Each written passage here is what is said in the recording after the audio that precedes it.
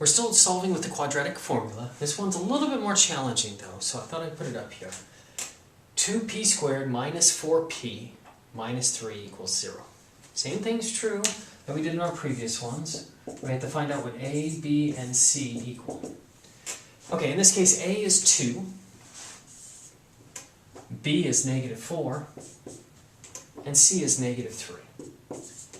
Okay, now that we have those key components, we can plug those into our quadratic formula. So x equals negative b, our b is negative already, plus or minus the square root of b squared, negative 4 squared, minus 4 times a, and a is 2, times c, negative 3. Okay, all over 2 times a. And a we said was 2. So now here we go.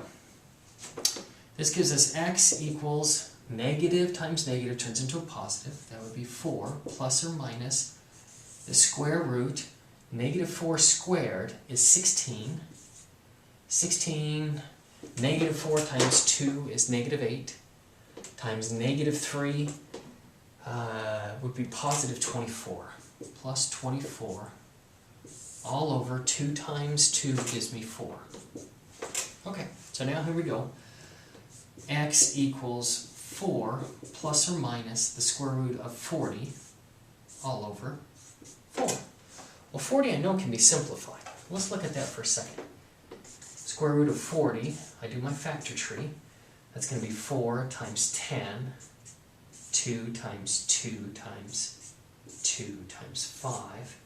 So that's going to be square root of 2 times 2 times 2 times 5. I've got my two 2's here, I bring those out. This will be 2 square root of 10. 2 times 5 is 10. So the square root of 40 is the same thing as a 2 square root of 10. Alright, so this equals, x equals 4 plus or minus the, plus or minus 2 square root of 10 all over 4.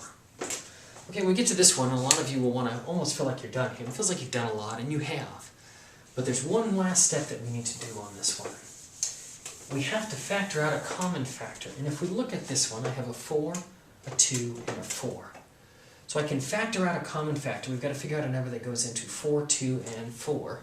The common factor would be 2. So there's a couple different ways we can do this one. The easiest way, in my opinion, is just to take out a 2 from each of those. So that would be x equals, if I take 4 divided by 2, that would be 2, plus or minus 2 divided by 2 would be 1, and we don't write the 1.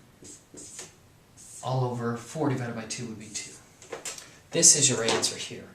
X equals 2 plus or minus square root of 10 all over 2. Remember, this is actually 2 answers because it's 2 plus square root of 10 over 2 and 2 minus the square root of 10 over 2. So there are 2 answers. The other way that you could do this one, if you wanted to, was to factor out x equals a 2.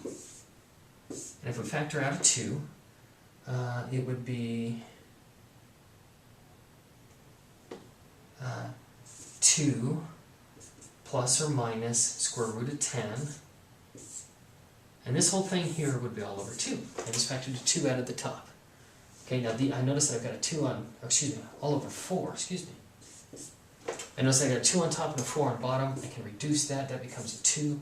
That gives me my answer of x equals 2 plus or minus square root of 10 all over 2, which is what I've got here. There are 2 different ways to do that one. Either way works just fine. Some people like to see every step like we've done here. Other people can just do it, and that's fine too. Whatever works for you.